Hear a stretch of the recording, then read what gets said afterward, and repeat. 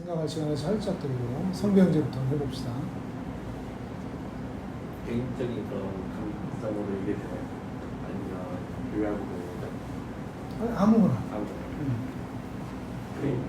어제 인스타를 보다가 그 기독 채널인데 목사님 연기인데 목사님 요즘 제가 신앙이 안 좋은 것 같아요. 하나님도 은혜 안 주시는 것 같고 그러니까 그 목사님이 이제 아니 무슨 우리가 믿음으로 구원을 받지 감정으로 구원받냐 그 인스타에서 봤었던 요즘 인스타 이런 것도 나오네 이렇게 생각이 들었었는데 오늘 말씀 들으면서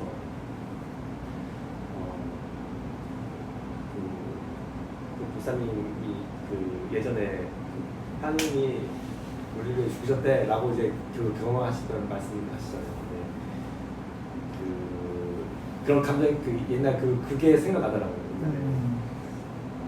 하나님께서 나를 위해 죽으셨다고 하면서 갑자기 와 나왔다는 게 한참을 몇 년을 잊고 있다가 오늘 설교 들으면서 감동이 생각나면서 참 치료를 많이 힘들었었는데 힘들고 감동적으로 지치고 해도 나의 신앙은 감정에서 결정난 게 아니라 이 하나님 함께 하시고 이미 과거에 구원하시고 승리하셨다는 그 말씀을 믿으면서 또 나아가야겠구나.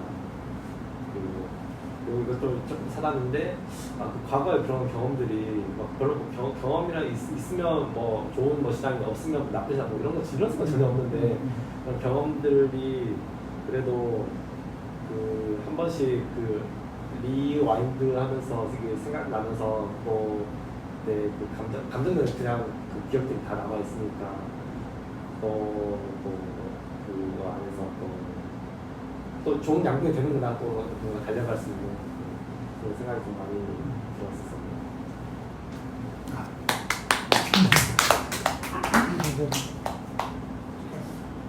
패스 처음 드시라고? 빙수? 저 얼음 있던데. 목사님이 중고등학교 때 그 교회 다니실 내 얘기였구나. 네. 교회 다니실 때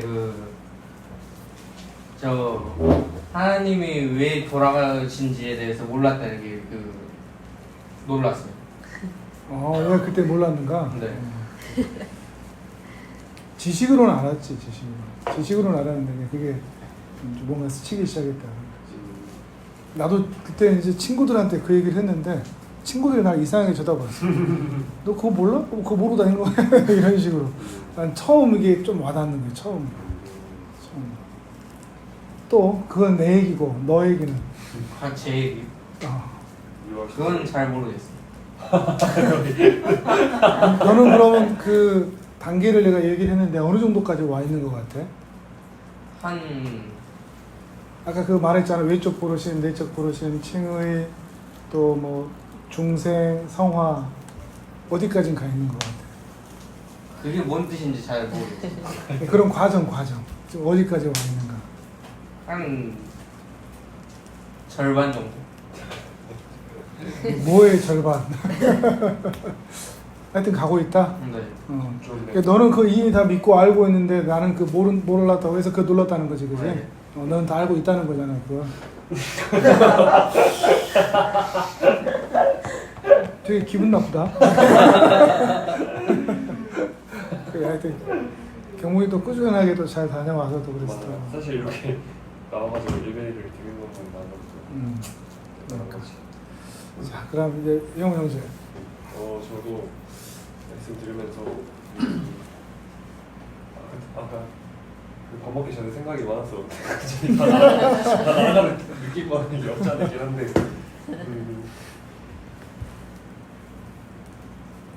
맞아요. 일단 사실 우리가 신앙생활을 하고 성경을 읽고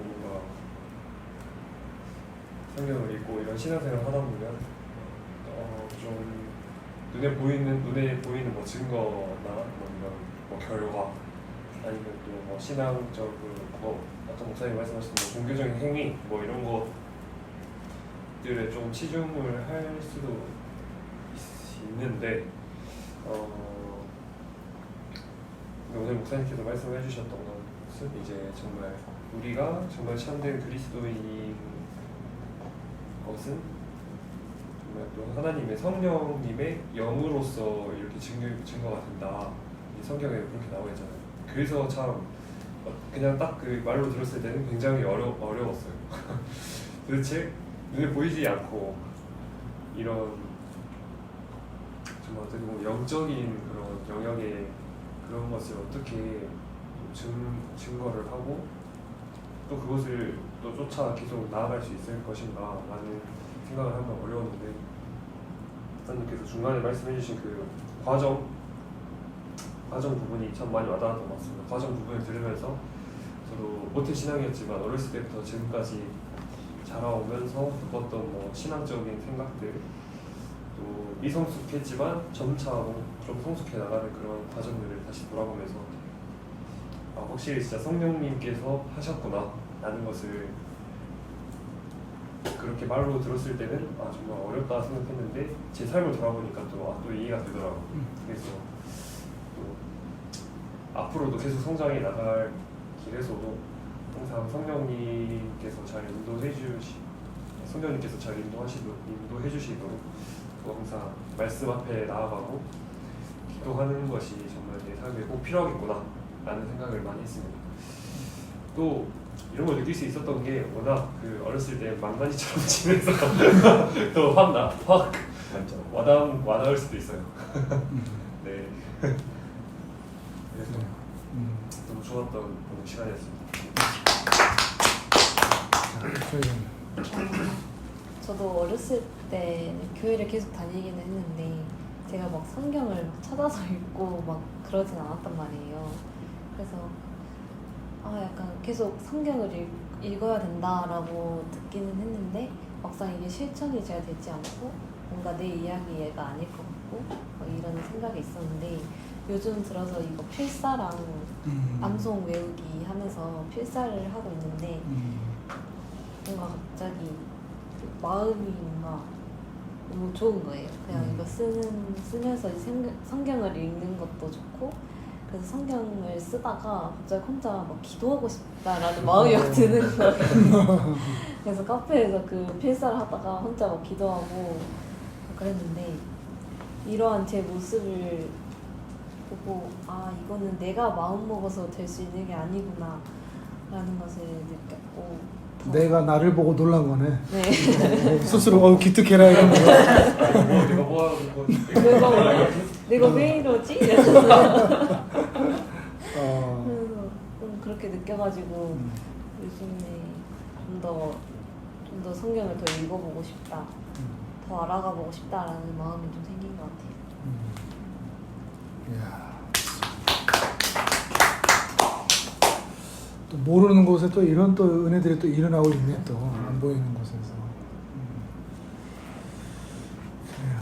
자, 오늘 말씀 암송하고 또 설교 본문하고 또 비슷하게 돼서 또 좀 그런 것 같기도 한데, 일단 오늘은 사도신경 세 번째 이제 성육신에 관련된 건데, 근데 이게 그 독특한 주제예요. 오늘 하고 있는 부분이 뭔가 하면 동정녀 탄생, 성령 잉태, 이 두 가지 주제예요.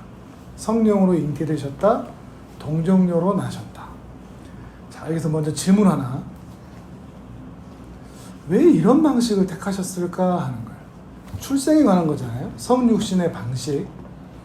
그냥 터미네이터처럼 뭐라고 그러지? 그냥 헐거벗거나 하여튼 슉 오시든지 아니면 뭐 그냥 아리스토라든지 구름 타고 내려오신다든지 좀 신비롭게 그러니까 모두가 다 보고 경악할 만한 신적 인재, 뭐 천둥을 치면서 온다든지 뭐 하여튼 여러 가지 방법들이 있을 텐데, 아니 또 우주선 타고 온다든지 여러 가지 방법이 있을 텐데 사람들이 보기에 정말 놀라우고 기적 같은 방법을 사용하지 않고 왜 성령으로 잉태되시고 동정녀에게 나시고 라는 이 방법을 택하셨을까? 이걸로 좀 생각해 볼 필요가 있어요. 먼저 왜 그랬을 것 같아요? 왜 이게 중요하여서 사도신경에까지 이렇게 기록이 됐을까? 그 사람들이 이 기독교를 못 믿는 이유 중에 그쵸. 하나가 바로 이 부분이거든요. 동정녀 탄생, 성령 잉태. 그러니까 동정녀 탄생과 성령 잉태를 다르게 표현하면 남자와 여자의 결합 방법이에요. 성령을 잉태했다는 것은 씨를 주셨다는 거고, 동정녀라는 것은 여인이잖아요. 대신 남자를 전혀 경험한 이렇게 육체적 경험이 없는 상태. 이걸 얘기하는 거거든요. 왜 이런 방법을 택하셨을까 하는 거죠. 못 믿을 만한 방법. 왜 그랬을 것 같아요?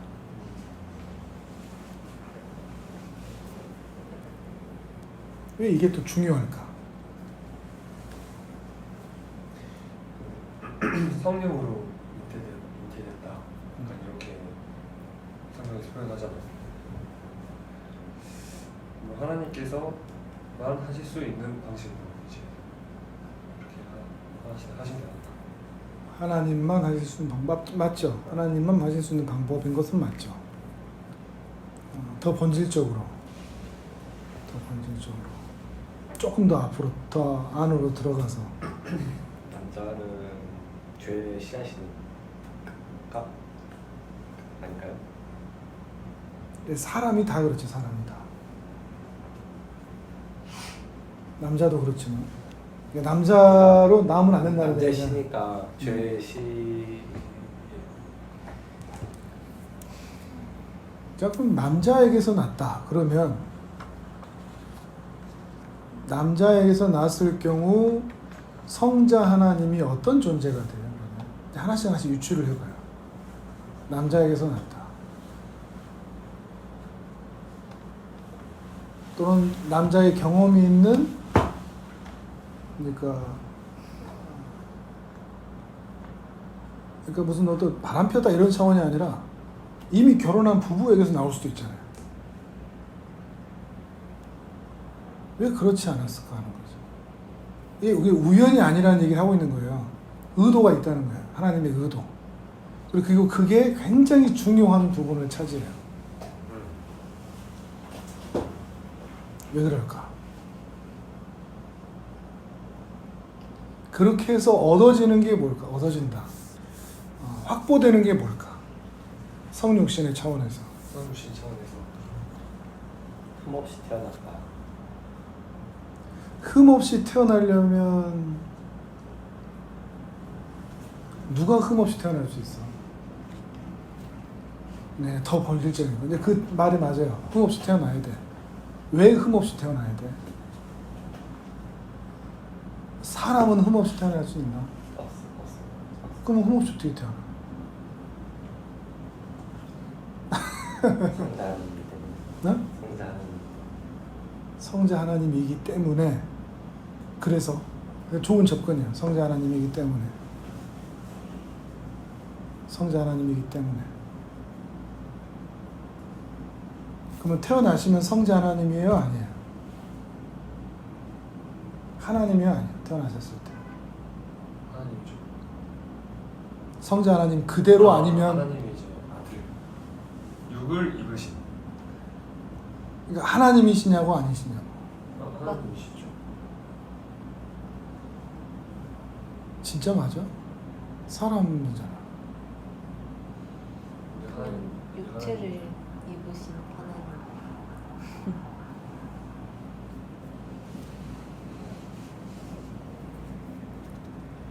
육은 사망이 입어서 이제 사망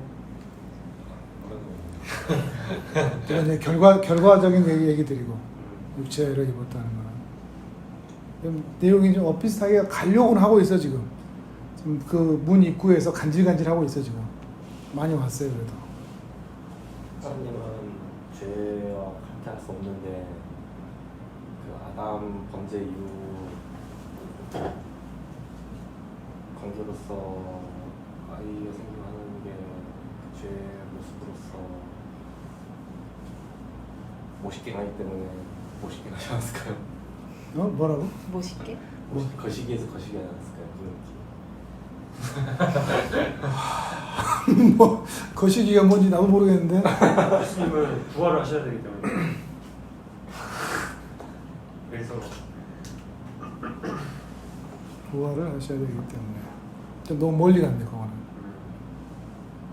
이미 여러분이 얘기한 얘기 중에도 있을 수는 있어요. 이 책에도 잠깐 다뤄 잠깐 앞부분에.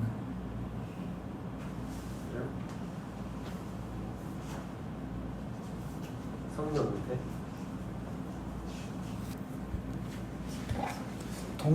성령으로 잉태했다는 것이 무엇을 확보해 주나?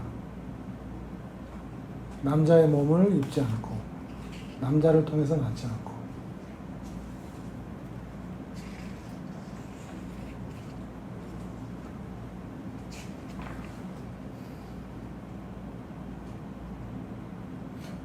죄도 나지 않고 하나님께서 낳다 이렇게 볼 수 있잖아요. 하나님에게서 나면 네. 그래서 얻어지는 게 뭐냐고. 얻어지는. 예수가 뭐가 되냐고. 예수님 여전히 하나님이라. 그렇지, 이제 그게 정답인 거야. 근데 무슨 말인지 알려나? 남자에게서 나면, 사람에게서 나면 한 인간으로 태어나는 거야.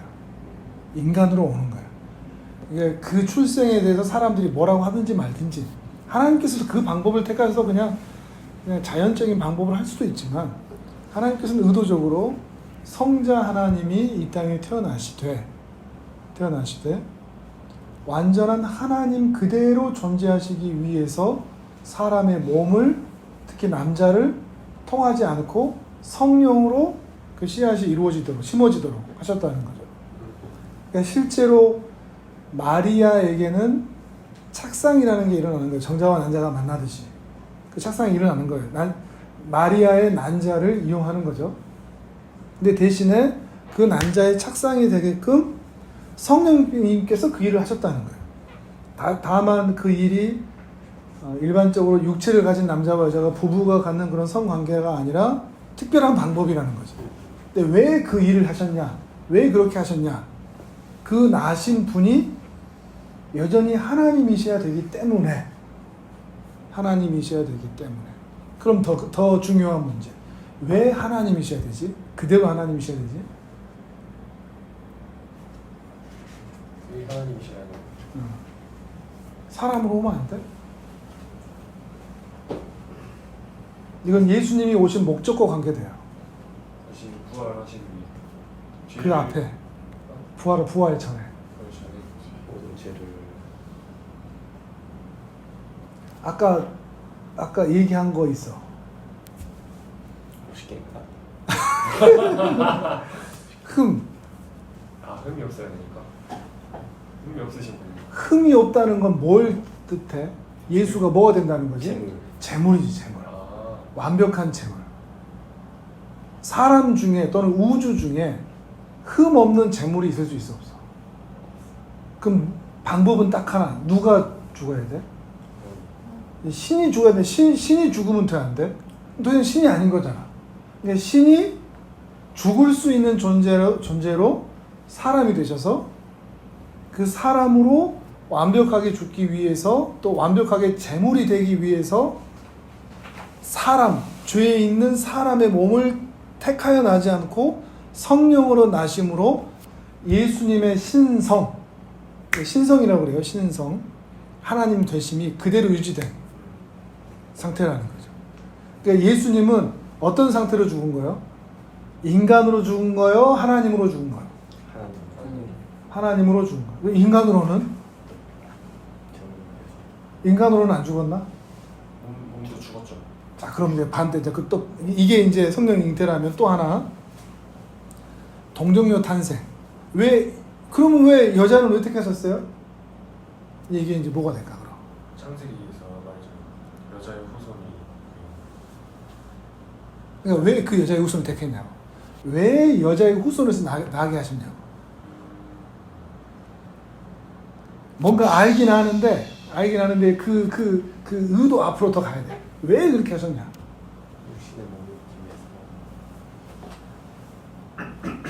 육신의 몸을 왜 입어? 자, 아까 죄를 자, 아까 우리가 성령 잉태가 뭐에 대한 얘기를 했지? 참 하나님, 진짜 하나님 신성에 대한 이야기였다면 이쪽은 뭐겠어 그럼? 참 인간. 진짜 인간이라는 거. 그러니까 예수님을 어떻게 표현하는가 하면 예수님은 여기도 그런 책에 그런 내용 있잖아요. 반신반인이 아니라 예수님은 완벽하게 성자 하나님 그대로세요. 완벽하게. 물론 시간과 공간 안에 제약을 받는 육체를 입긴 했지만 완벽하게 성자 하나님이죠. 그래서 자연이 파도가 잠잠해지고 다스림을 받는 그대로시고 또 반대로 또 한편 완벽하게 성자 하나님 그대로 하나님이신가 동시에 또 완벽하게 또 뭐요? 완벽하게 진짜 인간. 자, 채찍을 때렸어. 아파 안 아파? 신으로서는 안 아플 수 있지만 인간의 몸을 입고 있기 때문에 완전히 아픈 거예요. 사람이 아파하는 그대로 아파하시는 거죠. 그러니까 예수님이시니까 안 아플 수도 있겠다 이럴 수가 있어 없어? 없는 거죠. 그게 대체 뭘까에 대한 이야기는 사실 우리는 짐작할 수는 없을 것 같아요.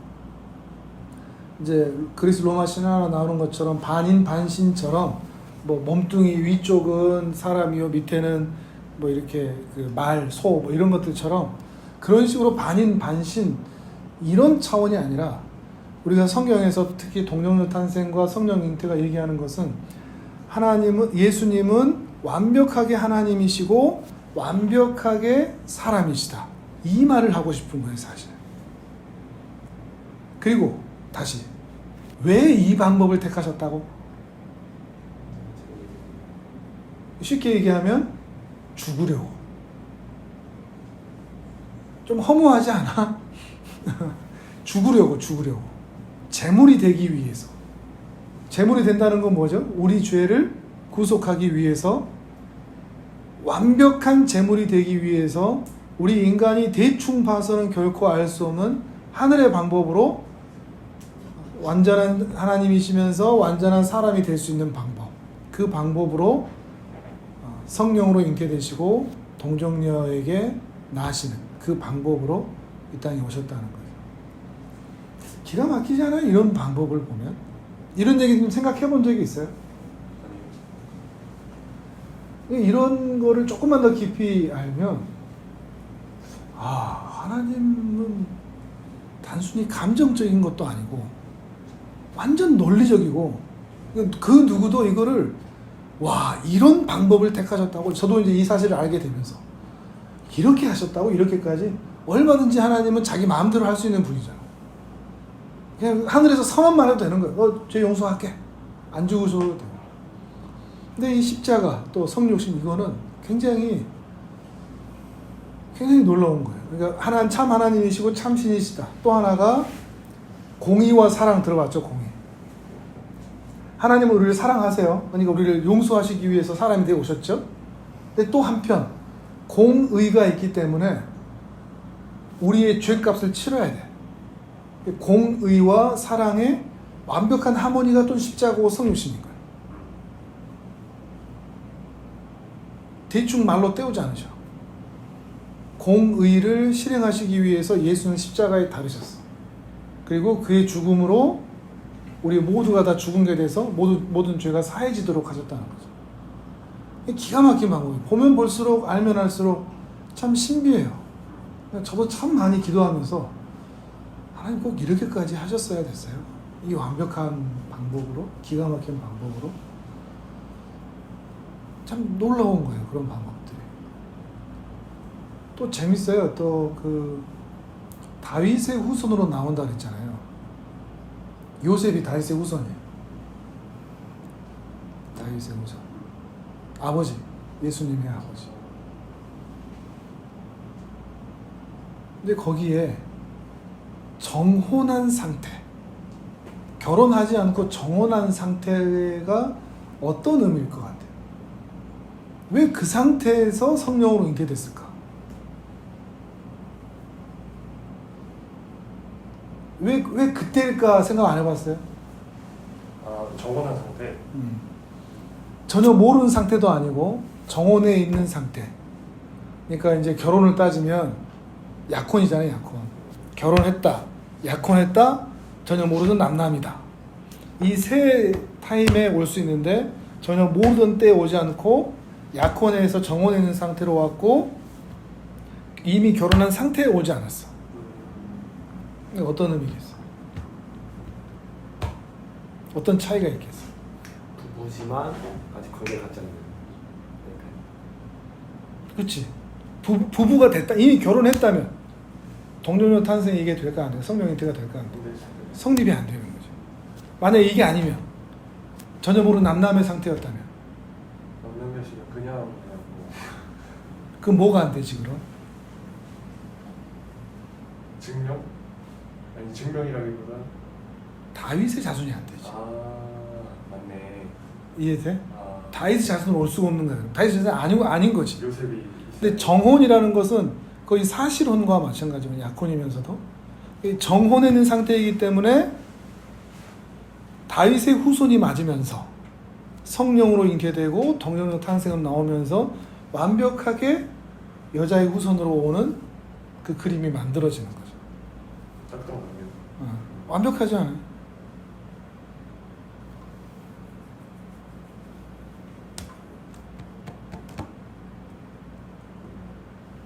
신기해요. 이런 걸 좀만 더 생각을 해보면 하나님이 일하심이 참 오묘하고 사람들로 하여금 빈틈을 잡을 수 없게끔 완벽한 논리와 그런 전개로 이제 그것들이 이루어지지 못하도록 사단은 계속해서 방해를 했죠. 그 사이에 보이지 않는 사이에 이제 요셉이 떠나려고 했다는 그런 모습이라든지 그런 모든 것들이 보이지 않는 건 사단은 계속해서 이제 그 출생이 이루어지지 못하도록 막고 있는 상황인 거죠.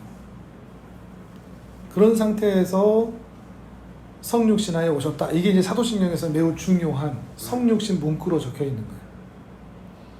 아까도 얘기했지만 완벽한 제물이 되기 위해서 완벽한 제물이자 완벽한 대제사장 그리고 완벽한 제사 이게 다 한꺼번에 들어가는 거죠.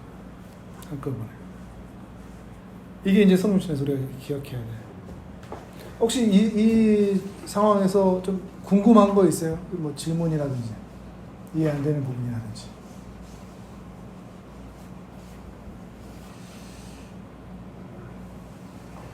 그럼 이 성령이나 성령님이라는 이 존재 자체에 대한 좀 궁금함이 생기는데요.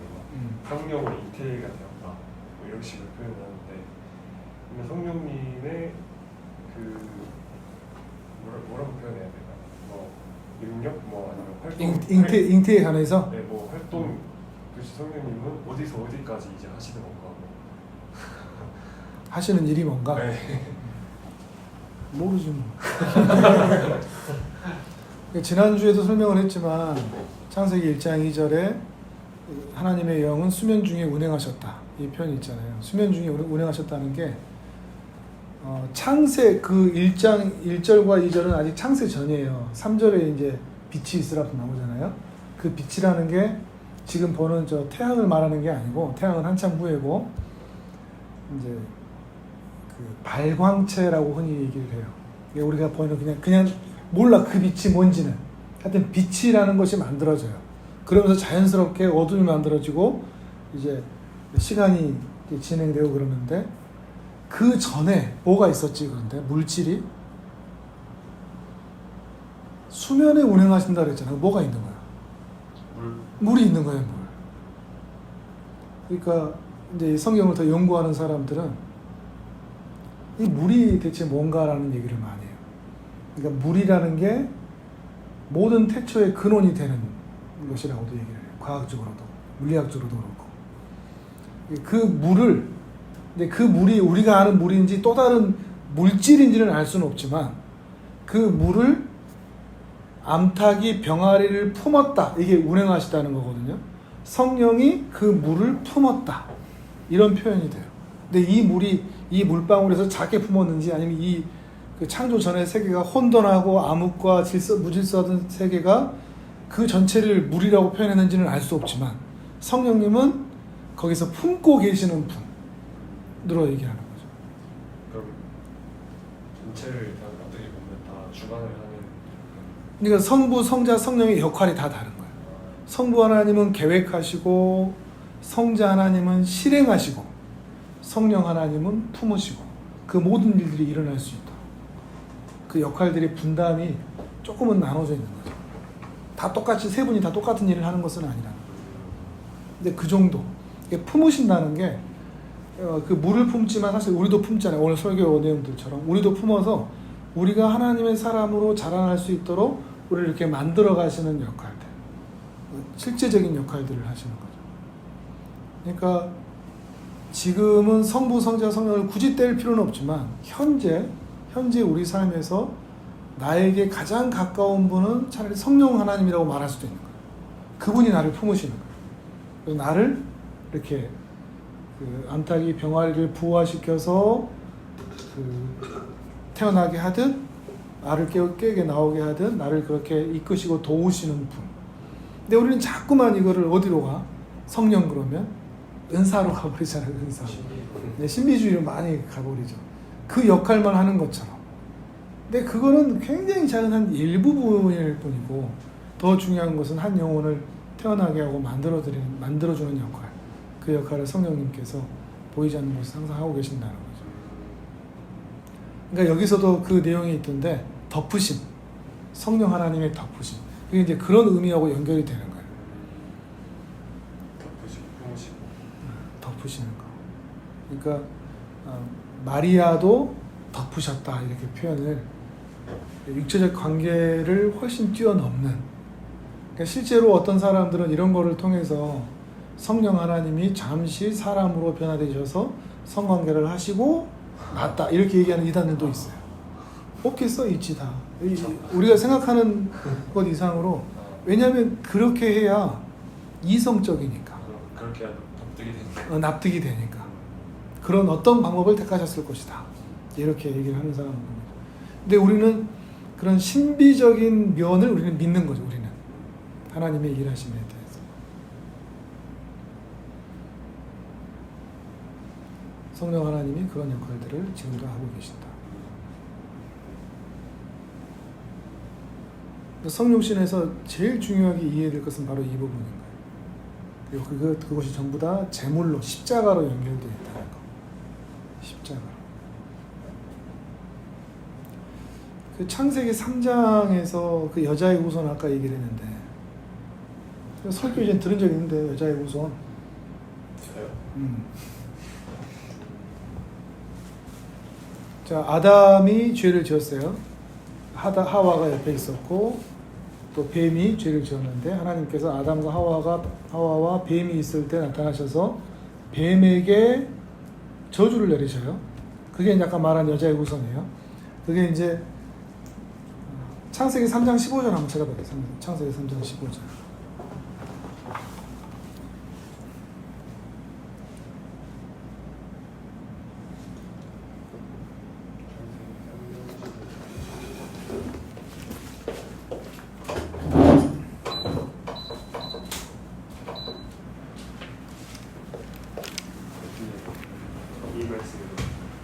창세기 3장 15절.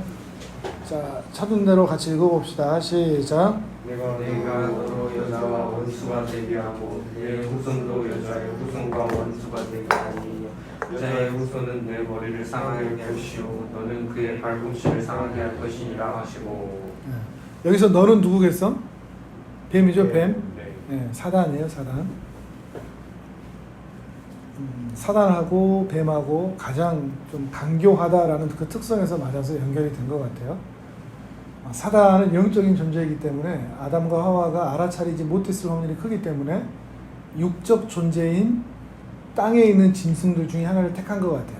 빙의하듯이 이용한 거죠.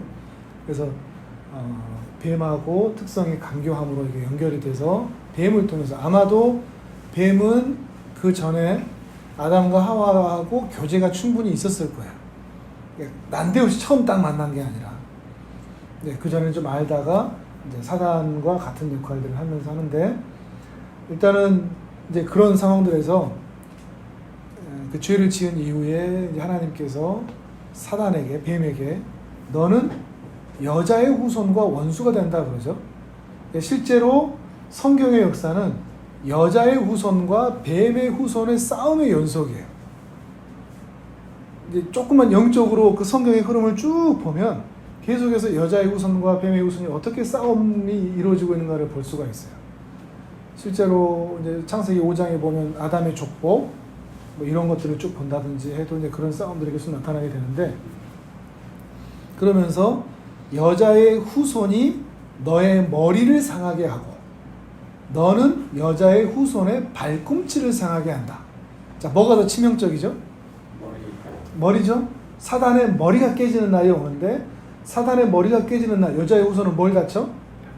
발꿈치. 그러니까 꼭 발꿈치가 아니라 머리와 발꿈치 자체는 중요 부위냐 아니면 좀 덜한 손상이냐 이런 차이인 거예요. 꼭 발꿈치다 머리다 이것이 아니라 사단은 완전히 깨지지만 그 상황 가운데 여자의 후손도 다치는 그런 상황이 생기는, 십자가를 가리키는 거예요. 그럼 여기서 여자의 후손이 누굴까? 아담이 생각했을 때. 기억나 이제? 아담이 생각했을 때 가인과 아벨 이지 않을까요? 나중에 딱 태어났을 때.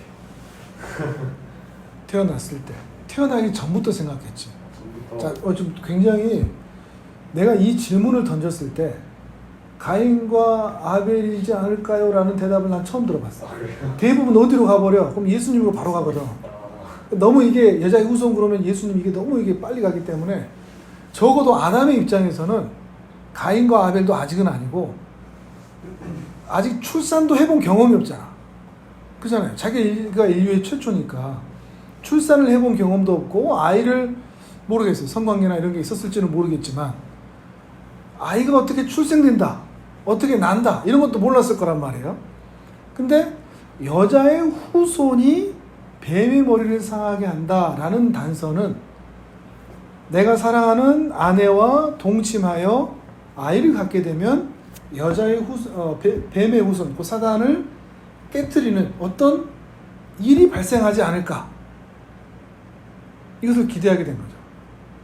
또 이 기대는 또 어떤 것과 연결이 되느냐? 자, 이 아담과 하와가 이제 어디로 쫓겨나요? 이제 에덴 동쪽으로 쫓겨나잖아요. 쫓겨났다는 것은 쫓겨나자마자 한 행동이 4장 1절 한번 봐보세요. 4장 1절.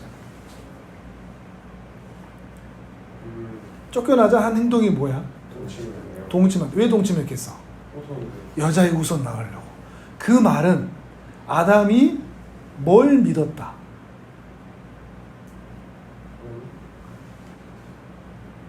하나님의 말씀을 믿었다. 최초의 장면이에요, 이게.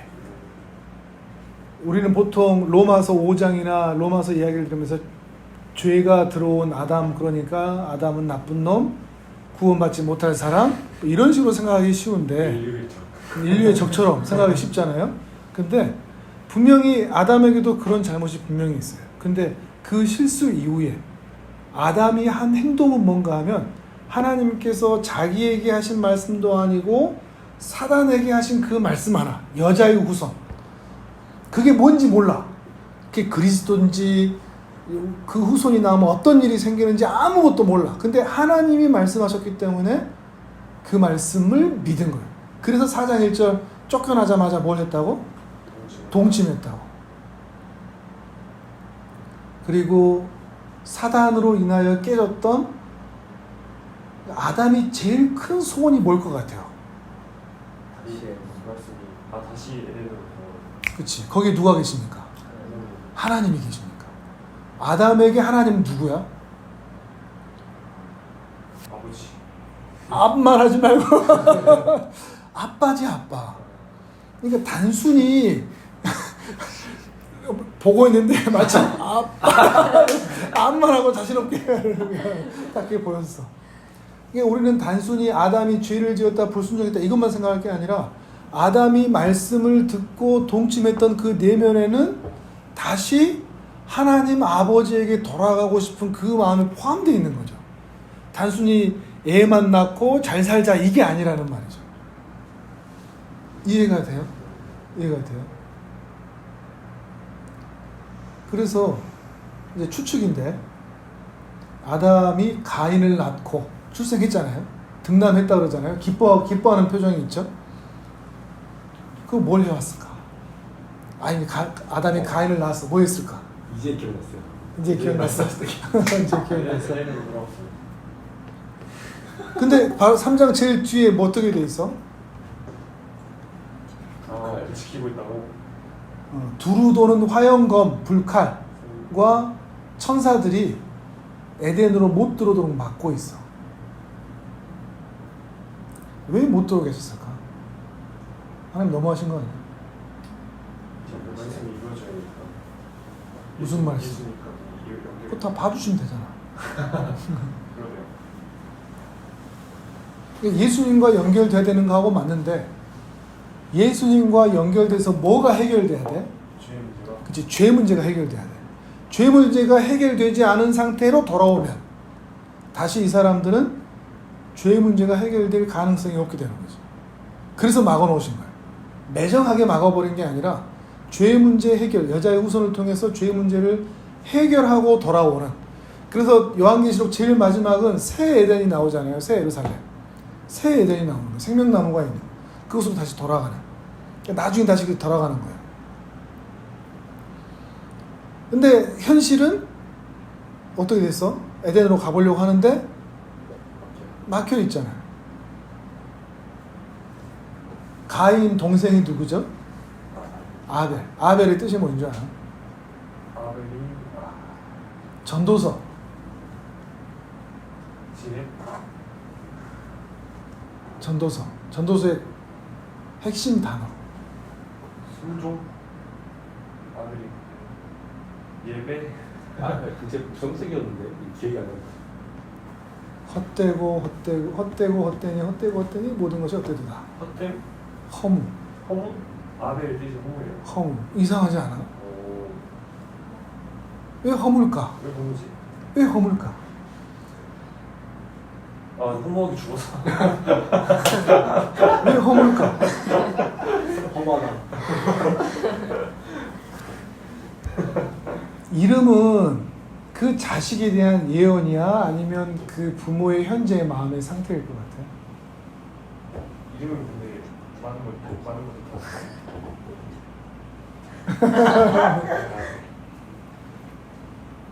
그 부모의 현재의 마음의 상태인 거예요. 어떤 상태? 왜 허무라고 하셨을까? 가인, 아담과 하와가. 자, 알려준 대로 얘기해봐. 네가 얘기하는 것처럼 해봐. 이게 진짜 허무다. 허무하다. 이게 아벨이다. 왜 허무했을까? 아담이. 아, 그거예요. 어. 가인인 줄 알고 이제 가인이 뭔 줄 알고? 가인이 이제 그 후손인 줄 알고 여자의 후손인 줄 알고. 돌아갈 수 있나? 돌아갈 수 있겠다. 이제 아벨이 또 나왔어. 아벨이 돌아갈 수 있겠다 했는데, 그 상태를 보고 이제 이거 아니구나. 난 이걸 깨닫고 이제 아벨을 허무가 진짜 그러니까 뭐가 안 열린 거야 그럼? 문이 안 열리고. 그렇지. 에덴으로 돌아갔던 그 막혔던 문이 안 열린 거지. 아무리 가봐도 핏덩이를 끌어안고 가봐도 한 살 도리대도 가봐도 다시 돌아갈 수 없는 거야. 그러니까 아담의 그 허무가 이해될까? 아담의 반대로 소원이 뭐야? 아까도 얘기했지만 다시 하나님께 돌아가는 거야. 아버지한테 돌아가는 거. 그러니까 평생 아담은 그 아버지에 대한 그리움으로 살았을 것 같아요. 단순히 로마서 얘기만 보면서 한 부분만 보면서 아담은 왼수다 뭐 이런 차원이 아니라 평생 하나님께 돌아가는. 그래서 이제 가인과 아벨 그 다음 셋이 등장을 하는데 셋 때부터 하나님의 이름을 부르기 시작하더라 이 표현이 있거든요. 그러니까 가인과 아벨 이후에 아담도 실망에 젖어 있다가 다시 하나님의 말씀을 약속을 기억하고 여자의 후손을 또 낳기 시작한 거예요. 그게 셋인 거예요. 그리고 나서 그 셋에서부터 계속해서 이 약속에 대해서 아담이 전수해 줬을 거예요. 누가 얘기해 주겠어요, 이거를. 그렇잖아요. 아담과 하와가 계속해서 전수를 한 거죠. 바른 신앙이 무엇인지, 여자의 후손과 뱀의 후손의 싸움이 무엇인지를. 그러니까 그 후손들이 아는 거죠. 아담의 후손이 그 나이대로만 따지면 노아 언제까지 살았더라? 노아가 950살. 아 이제 훨씬 더 길어요. 아담이요? 오래 살았어. 뒤에 후손들 많이 봤어요. 좀 기억이 안 나는데 길게 살았어요. 그래가지고 무두셀라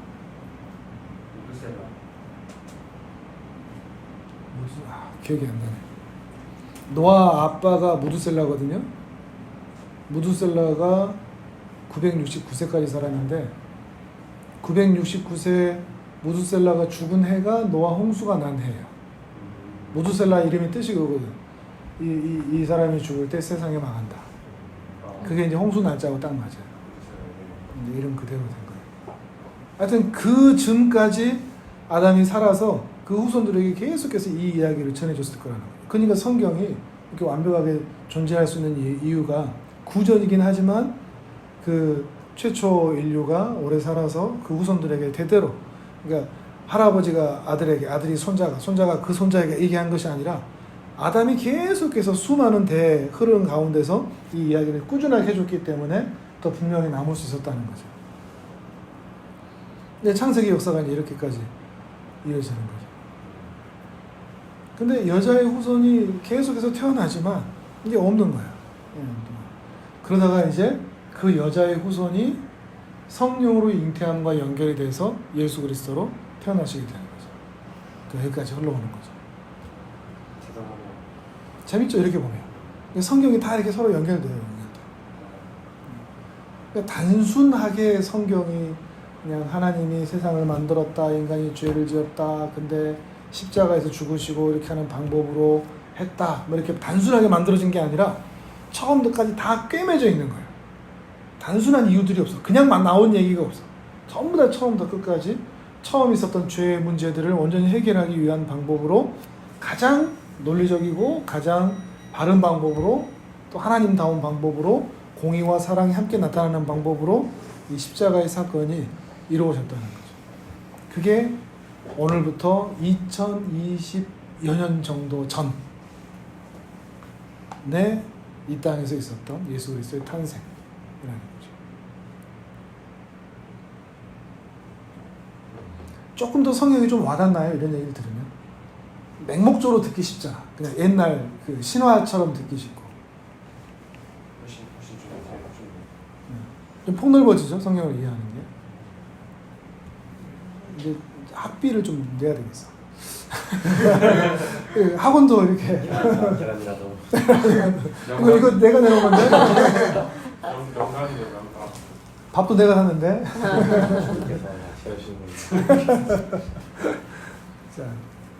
자 오늘 궁금한 거 오늘 여기까지 이렇게 하는데 질문이나 또 나오는 파생되는 질문이나 또 궁금한 거 이게 없으면은 오늘 들었던 얘기들 또 이제 또 개인적인 소감 이렇게 얘기해보고 마치도록 합시다. 혹시 질문 있어요? 궁금한 거? 천지창조할 때 하루가 히브리어로 그 하루가 그 저희의 하루랑 같은 하루. 네, 같은 나라. 그러니까 이제 이게 어디에 연결되냐면 지구 창조가 지구가 그래서 젊냐 늙었냐 있죠. 그러니까 진화론 젊은 지구. 진화론의 이제 이거에 대한 핵심은 성경의 단어들을 우리가 이제 문자적으로 봤을 때 6일 창조가 막 얘기했듯이 하루라는 단어가 과연 하루냐? 근데 이제 해와 달이 만들어져서 이 지구에 그 자전과 공연이 일어나는 것은 넷째 날부터예요. 그건 분명한 사실인데 과연 그 앞에를 어떻게 봐야 되느냐? 해와 달이 없는데 이렇게 나눠지기도 하고 이제 절충한 수십억 년의 시간이 이 지구와 우주에 걸쳐서 만들어졌고 한참 있다가 어느 시점에 아담과 하와가 존재하게 됐다. 이렇게 얘기하는 사람도 있고 이제 우리 교단이 속한 또 우리 한국 교회가 속한 대부분의 교단들은 젊은 지구론에 속해요. 성경 그대로 4,000년 한 6,000년 짧게는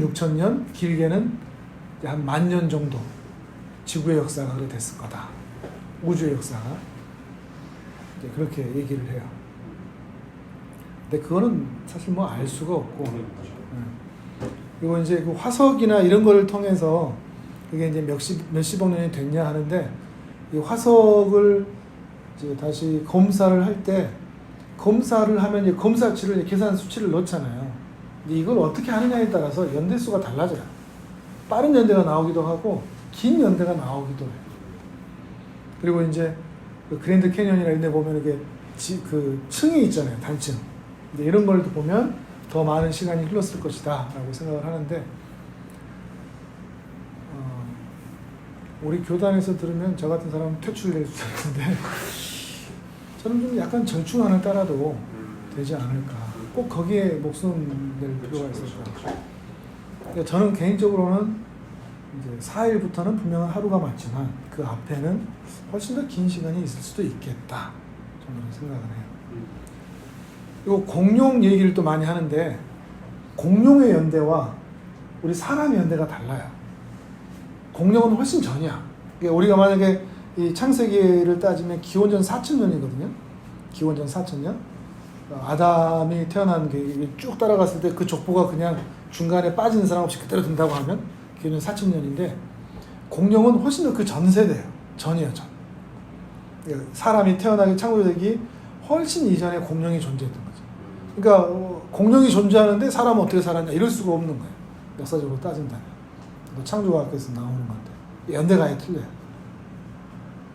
참고로. 근데 그런 걸 따지면은 지구 역사가 좀 더 길 수밖에 없다 이런 생각을 하죠. 근데 이제 우리나라에는 장로교가 많아서 조금 더 성경을 보수적으로 보는데, 이제 다른 교단에서는 조금 더 열어놓고 보기 때문에 다른 나라에서도 장로교를 제외한 다른 곳에서는 좀 열어놓고 봐요. 그래서 1년에서 또 수십억 년으로 20억 년 뭐 이렇게 보는 경우도 있고 많은 차이가 있긴 있어요. 근데 답은 나는 모른다. 하나님이 창조하셨다는 것은 알겠지만 어떻게 하죠? 그것이 진화론처럼 보이는 그런 일들이 나타날 수도 있고, 물론 그것도 유신진화론해서 진화론은 그거 알아요? 혹시 진화론은 만약에 기린이 원래 목이 짧았는데 높이 있는 풀을 먹기 위해서 목이 길어졌다. 자연 선택설. 이거는 진화인가요, 아닌가요? 그래서 기린만이 생존을 했다. 이 길 때문에 진화는 아니죠. 맞아요. 왜냐면 진화라는 뜻은 뭔가 하면 종이 달라지는 거예요. 아메바에서 양서류에서 뭐 포유류, 이런 종이 달라지는 게 진화고, 그렇게 목이 길어졌다든지 약간 형태가 달라진 이걸 진화라고 얘기하진 않아. 그러니까 우리는 그것조차도 거부하진 않고, 하나님이 처음부터 양서류, 포유류, 뭐 파충류, 각각류 이걸 각각 만드셨지, 따로 그 아메바라는 것에서부터 모든 종이 진화됐다, 이런 차원으로 우리는 아닌 거예요. 네. 이제 그 진화는 믿지는 않는 거죠. 각은 다 만드셨지만 그 안에서 개개인의 발달된 것은 있을 수 있다. 이게 우리 오해를 하면 안 돼. 진화를, 그런 발달조차도 우리가 얘기하는 거예요. 종의 변화, 종이 달라지는 거. 물고기에서 지느러미가 다리가 되고. 그치. 이제 그런 걸 우리 이제 그렇게는 믿지 않는 거예요. 하나님의 창조는 안 맞는 거니까. 우리는 그렇게는 믿지 않지만 폭넓게 시간이며 방법이며 이런 것들은 얼마든지 하나님께서 역사하실 수 있다. 빅뱅도 마찬가지. 그런 방식으로 하나님께서 창조하실 수 있는 거예요. 그런 방식으로. 아까도 얘기했지만 그 물을 품으시는 어떤 신비한 방법으로 하나님께서 처음부터 그냥 다 완성품으로 만드셨을 수도 있고, 그런 빅뱅이나 이런 걸 통해서도 만드셨을 수도 있고, 조금 더 보수적인 교단에서는 아예 처음부터 완성품으로 각자를 만드셨다. 전 우주적으로 한 번에 이렇게 얘기하는 경우도 있고요. 이렇게 얘기해야 우리 교단에서 안 잘려. 근데 저는 조금 더 이거는 모르는 영역이기 때문에 좀 넓게 볼 필요가 있고, 너무 싸울 필요도 없는 거예요. 목숨 걸고 싸울 필요도 없는 거예요. 너는 그렇게 생각하냐, 나는 그렇게 생각하는데 뭐 이렇게 너의 의견을 존중한다, 이렇게 하는 게 더 나을 것 같아요. 자, 또 질문. 아까 이제 욤 거기에서부터 하루라는 단어에서 여기까지 나왔는데 또 다른 사람도 이미 많은 폭넓은 주제로 그러면 궁금한 게 수면을 운행하셨다는 게 수면이 그 성령 하나님 자체를 수면이라 표현하지 않나요? 그렇진 않고 그건 아니에요. 네, 그 물질을 품으신 거예요. 근데 위에, 그것도 위에니까. 영적인 것이기 때문에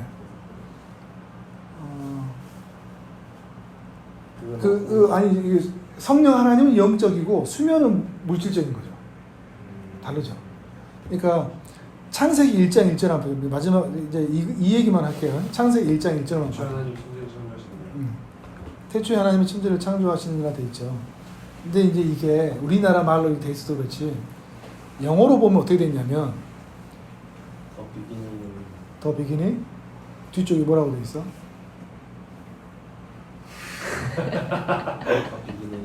그레이스. 아 영어 안 보고 있구나.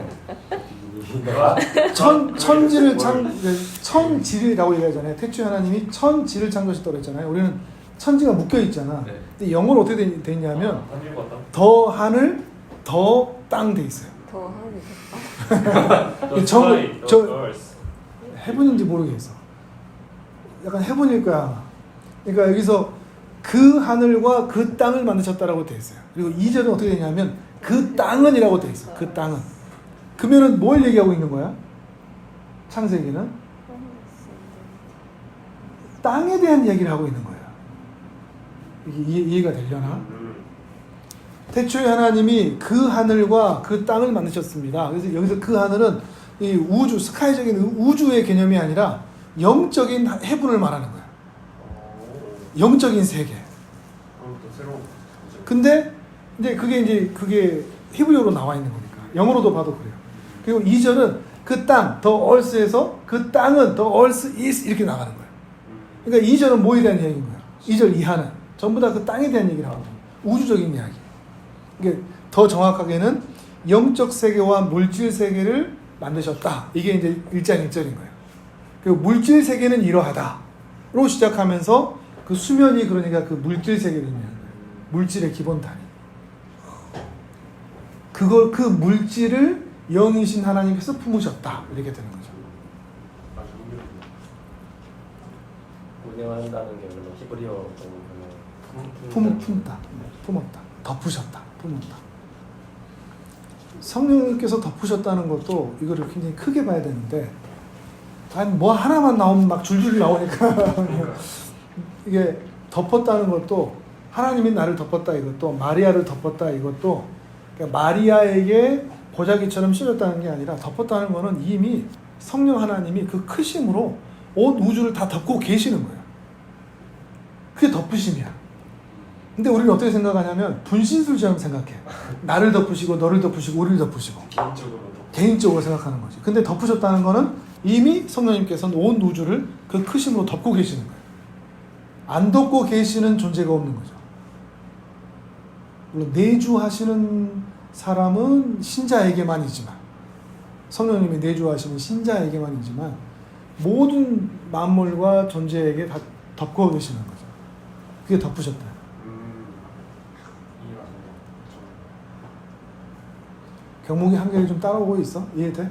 무슨 말인지 알아듣겠어? 경목아 울려고 하지 말고 알긴 알아듣겠어? 네. 알아듣는 부분도 있어? 네. 한결이도? 몰라?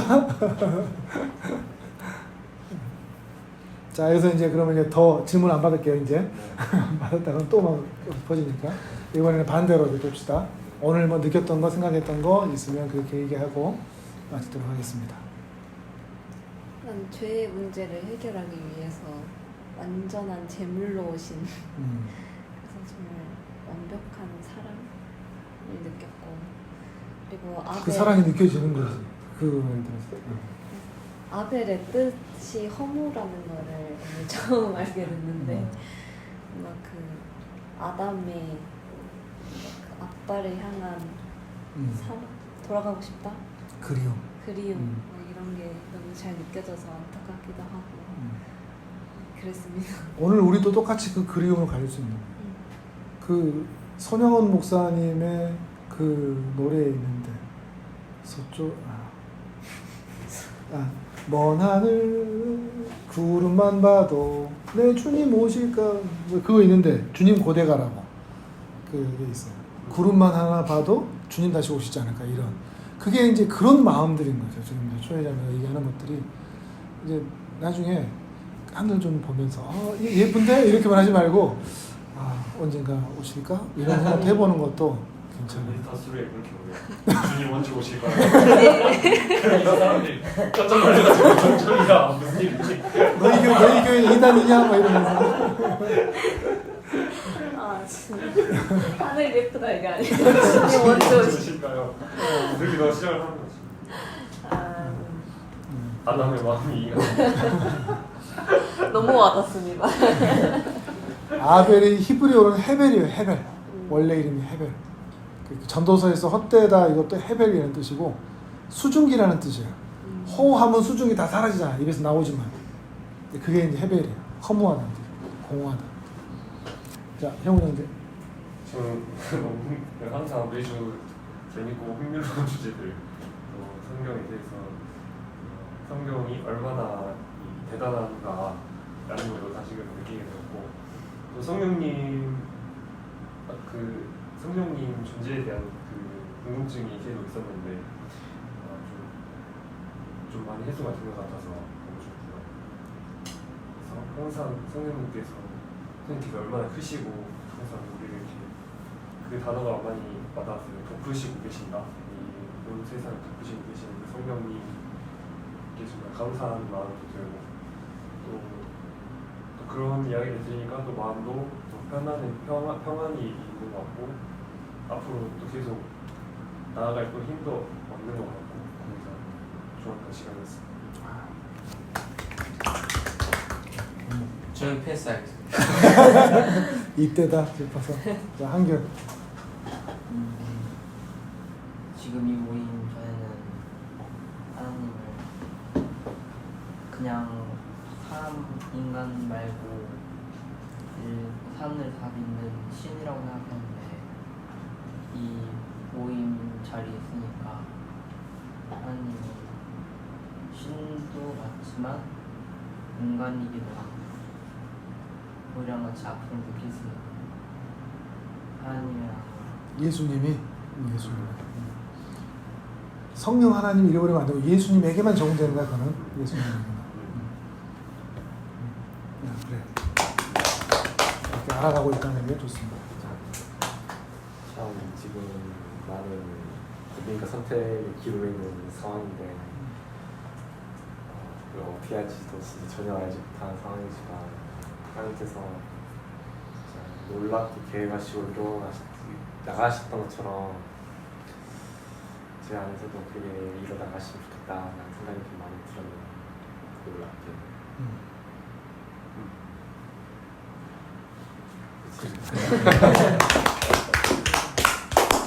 네, 자 오늘 여기까지 하도록 하겠습니다. 다음 주에 봐서 3장을 한 번 더 해도 되지만 뭐 이 정도 했으면 나쁘지 않을 텐데. 네. 저희가 이제 3장인가요? 네, 3장. 3장. 동정녀 탄생 3장 때. 자 그럼 이제 일어납시다. 네. 계란 챙겨갈 사람 챙겨가지고.